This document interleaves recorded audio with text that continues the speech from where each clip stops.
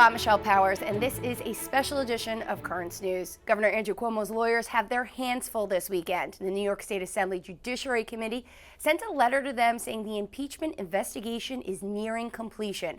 They're giving Cuomo a week to submit evidence before they wrap up their probe. Some of those lawmakers are his closest allies. Governor Cuomo's got to go. As New Yorkers weigh in, Do the right thing. Resign. state lawmakers dialing up the pressure. The governor is not fit to do his job. I believe that there is sufficient evidence to proceed with an impeachment proceeding. The time for him to resign is right now. At least 5 district attorneys have asked the Attorney General for investigative materials to determine if any of the conduct in this report is criminal. Cuomo denies ever touching anyone inappropriately, a statement finding little support among his accusers. When there are 2 women, there are more than 2. You know, we know from experience that it's not just one person, and that's why we need to believe every woman who makes these allegations. The governor seems to be currently laying low, releasing COVID updates, but no further comments on the report. Meantime, the impeachment inquiry shifting into high gear. Emily Druby, Currents News. A majority of the state's assembly members are saying they would vote to impeach the governor. Those articles of impeachment could be referred to the New York State Assembly as soon as next week. And on Friday, a woman who accused the governor filed a criminal complaint, raising the possibility he may face charges. And what does your average New Yorker think? A new poll shows 59%, including 52% of registered Democrats, believe the governor should resign. Let's break it down further. Around 44% believe that the governor did something illegal, while 29% say he just did something unethical. 7% say he did nothing wrong. Now, new details on an exclusive story Currents News brought to you. A NYCHA nightmare exposed. A woman living in a roach-infested apartment, no gas, no kitchen cabinets, and no sink. It was only after we shared her story that she was able to get the changes she needed. But as Currents News' Jessica Easthope reports, it's the housing authority that needs the major repairs.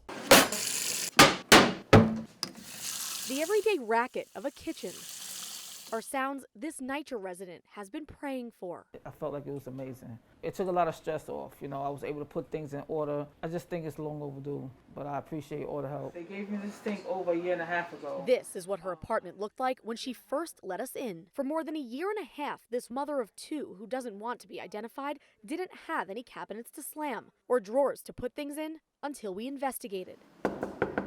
We met while doing a story about conditions in New York City public housing and how so many people are living in squalor. It was something just that felt right, you know, and I'm glad I did let you in. We found out she had submitted countless work order tickets to NYCHA, but the agency told her they lost them. Within 24 hours of your visit, you know, I had my kitchen sink back.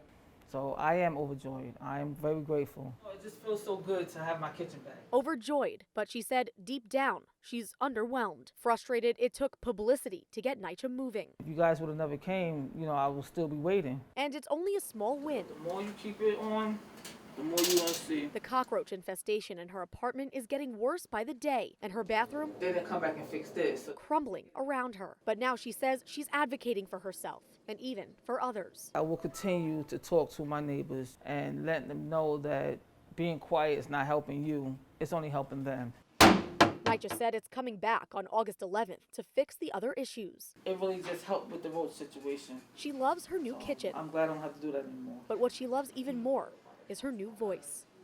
Jessica Easthope, Currents News. If you're a public housing resident experiencing your own NYCHA nightmare, you can try to schedule maintenance repairs by reaching out to the city's customer contact center at 718-707-7771 or visit nyc.gov/myNYCHA. If that doesn't work out, you can always reach out to Currents News and share your story. Just email us at newstips@desalesmedia.org or call our 24-hour number, 718-517-3122. Meanwhile, Mayor Bill de Blasio is doubling down on vaccinations, saying no shot, no service. In less than 2 weeks, if you're inside somewhere, you'll need a vaccine. The goal here is to convince everyone that this is the time. If we're going to stop the Delta variant, the time is now. The first in the nation mandate will be required for restaurants, gyms, and performances. The policy will launch on August 16th and will be enforced officially on September 13th. The mandate is a last-ditch effort to end this crisis. So many New Yorkers are still reeling from the pandemic. Catholic Charities Brooklyn and Queens has been a pillar of hope for them, especially those experiencing food insecurity. CCBQ distributed 5,000 pounds of non-perishable foods and fresh produce to families at Blessed Sacrament Church in Brooklyn. New York City's unemployment rate has lagged behind other parts of the state. This summer, statistics show nearly 10% are still without a job to provide for their families. What is surging? COVID cases in children. They're up 84% just weeks before school starts. A new study from the American Academy of Pediatrics shows nearly 75,000 new infections, a huge spike compared to the previous reported 40,000 cases from the week prior. Since the pandemic began, 4.2 million children have tested positive.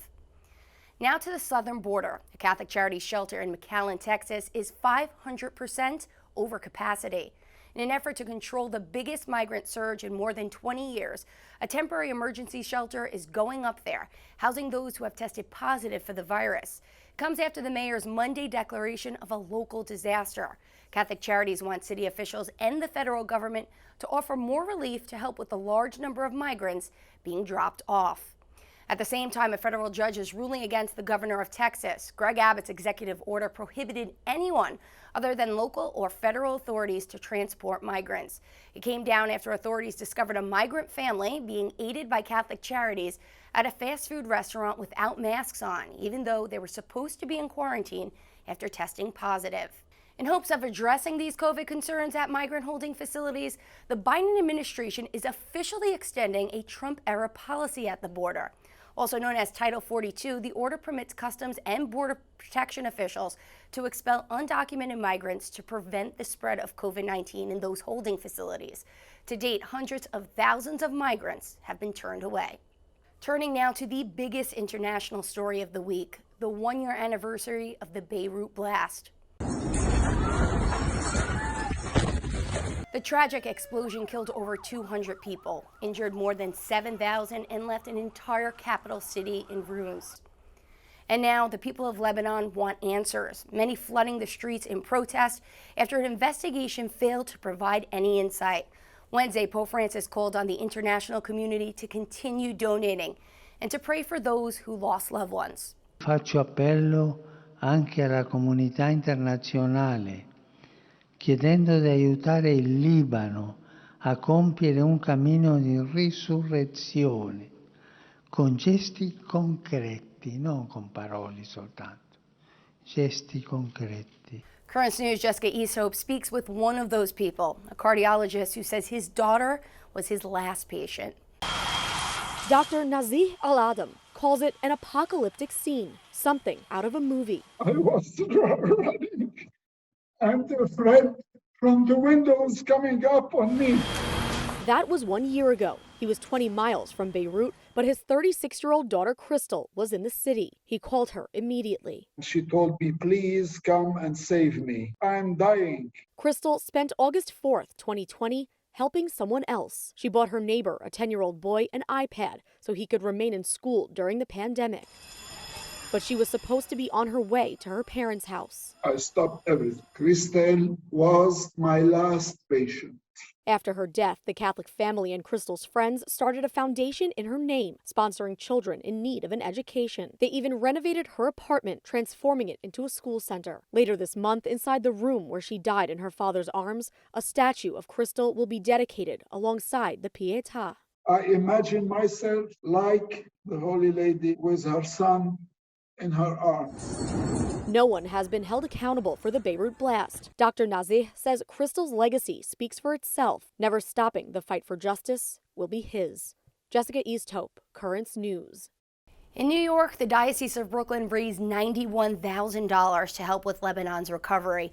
Bishop Gregory Mansour, leader of the Eparchy of St. Maron, has been spearheading the effort, and he says the people of Lebanon need as much help as they can possibly get. Every time someone is going to Lebanon, they fill their suitcases with whatever necessities whether that's medical supplies or medicine, because most of those are not available. Bishop Gregory says Bishop Nicholas de Blasio has also been a huge help in Beirut's recovery, sending money to the bishops of both Lebanon and Syria.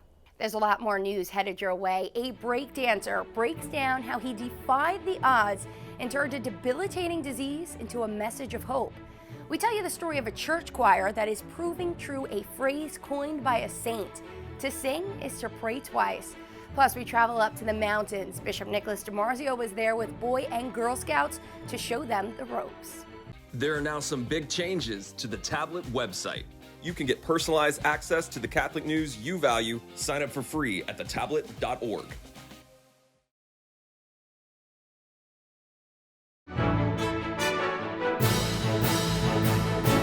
We're taking it back right now to the early 2000s, before 9/11. The Lower East Side was alive, practically throbbing with the beat of a bass. The party until dawn kind of thing. One of the guys that was the life of it all, Eddie Larraza. If that was your scene, you might have seen him on the dance floor. It's the year 2000, and Eddie Larraza is taking over New York City, one battle at a time. Known as the Playboy of John Dewey's class of '88, he's lived up to expectations while breaking them down. By night, he dances. By day, he's a drug counselor, sometimes casually using them himself. He moves through life at high speed until freeze. It looked almost as if he was drunk. Fast forward to 2002, and this breakdancer can barely lift a finger. Instead of music, this is the sound that fills his days. You can hear Eddie breathe, but not his voice. Bunch of clubs, bars. I was ranked second best break dancer in the entire Brooklyn community. That is how good I was. Eddie didn't forget his moves. He just never danced again. In 2002, he was diagnosed with ALS, a rare disease that causes the loss of muscle control. He's paralyzed from the neck down, but he's able to move his eyes and type with them, pointing his pupil toward specific letters on a keyboard.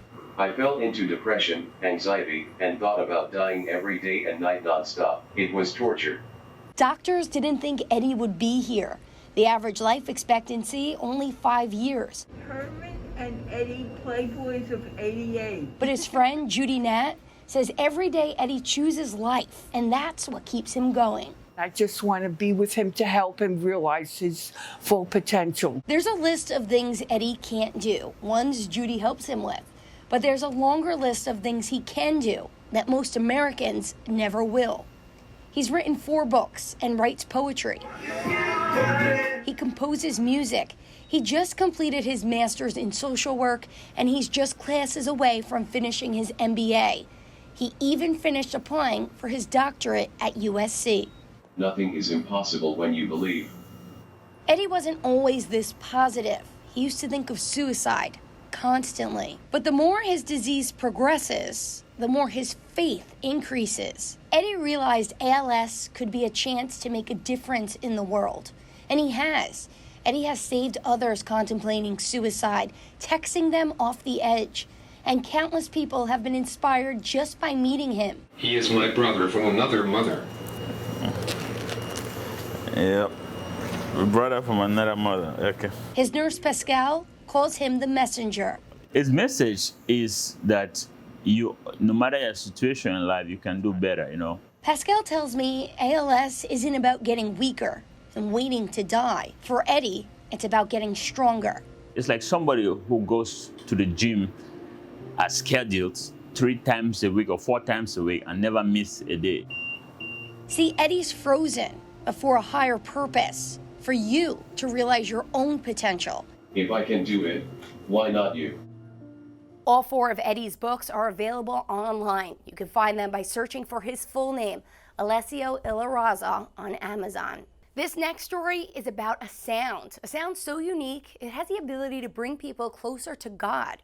For more than a year, churches were silent, choirs not able to perform because of the coronavirus. Now they're back, and one group in Crown Heights is bringing the congregation back with it. Currents News' Jessica Easthope has this beat. The choir at St. Matthew's Church in Crown Heights brings down the house of God week after week. Some of the instruments are bought, others they're born with.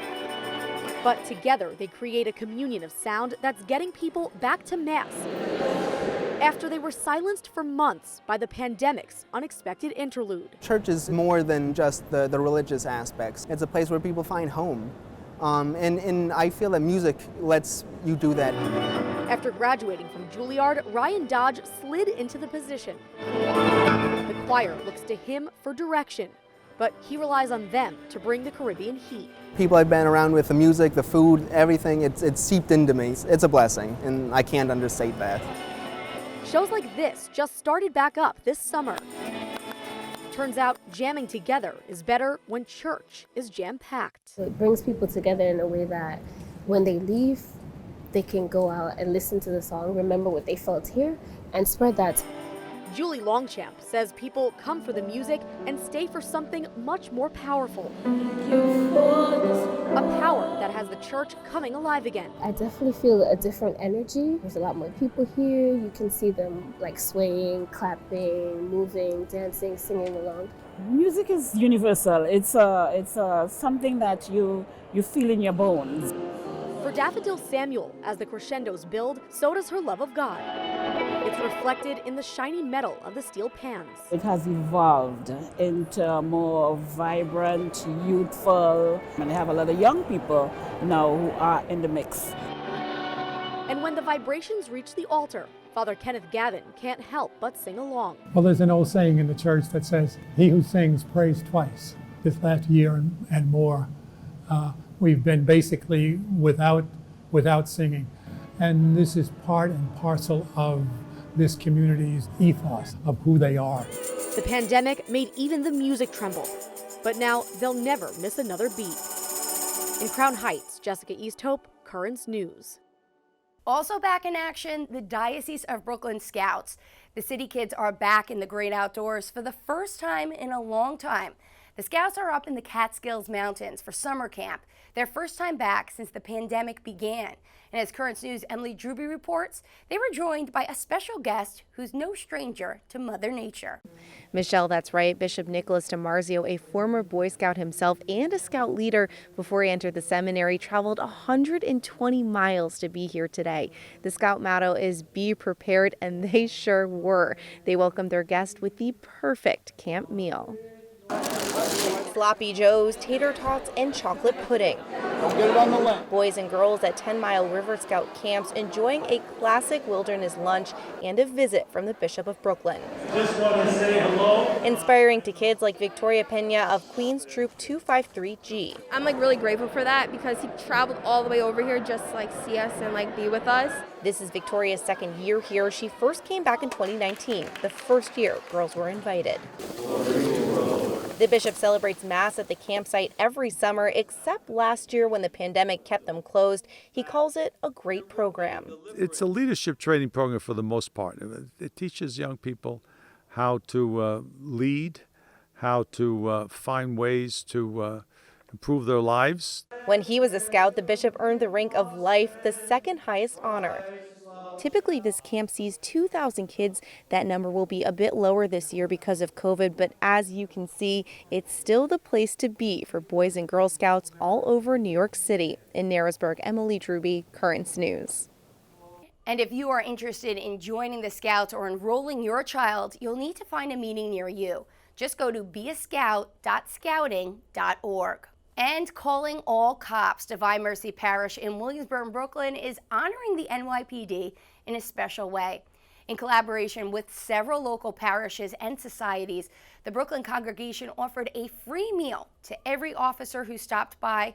Priests there also took the time to pray for the intercession of St. Michael the Archangel to grant divine protection to those who serve this city. And still to come on this special edition of Currents News, the U.S. continues to dominate the podium in Tokyo. An inside look at some Catholic athletic heroes. Sydney McLaughlin thanking God as she breaks a world record. And we're one game away from winning the gold. A look at the U.S. women's basketball team ahead of their final match. One of the team's powerhouses hails from Queens. Do you have a story idea or want to share a tip? Email us at newstips@desalesmedia.org or call our 24-hour number, 718-517-3122. We'll be right back.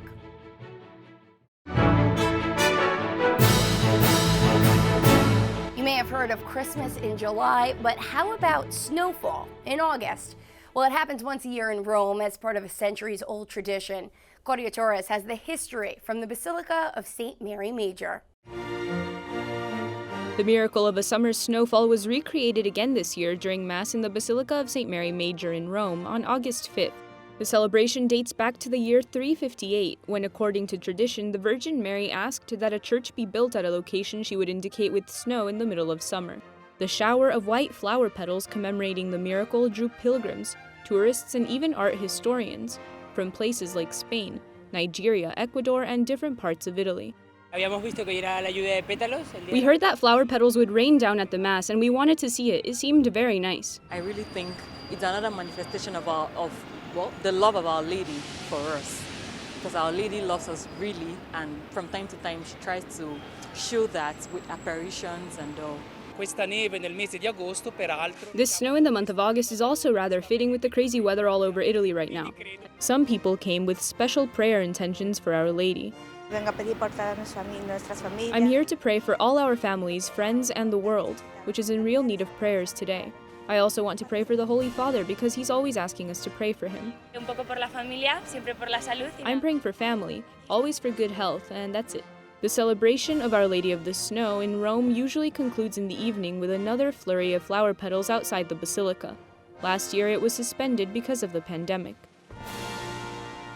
That was Claudia Torres reporting. The Basilica of St. Mary Major is one of the 4 major basilicas in Rome. It contains a number of Christian artifacts, such as a piece of wood believed to be from Christ's manger.